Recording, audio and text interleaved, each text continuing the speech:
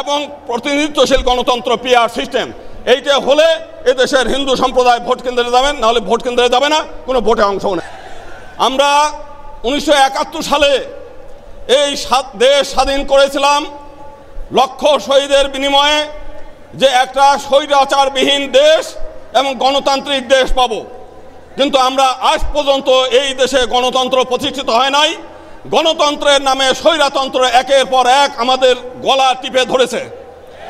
কারণটা হলো, এই দেশে এমন একটি গণতন্ত্র আছে যেখানে আপনি 51% ভোট পেলে আপনি ক্ষমতায় যাবেন, আর 49% লোক যারা ভোট পাবে তাদের মতামতের কোনো মূল্য নাই।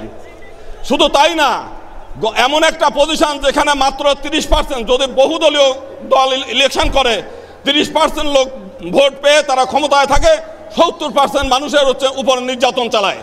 এবং আমরা এর আগে আওয়ামী লীগকে একচাটিয়া ভোট দিয়েছি। আমরা কি পেয়েছি? তারা আমাদের সম্পত্তি শত্রু সম্পত্তি করেছে, তারা আমাদেরকে নির্যাতন করেছে, আমাদেরকে ভোট ব্যাংক হিসেবে ব্যবহার করেছে।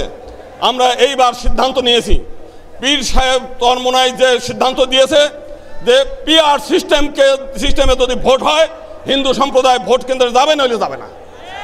এক কথা, আমরা একই সঙ্গে পৃথক নির্বাচন পদ্ধতি চাই, যে মাইনরিটিদের প্রতিনিধিত্ব মাইনরিটিরা সিদ্ধান্ত নেবে এবং তাদের প্রতিনিধিত্ব তারা নিজেরা নির্বাচন করবে।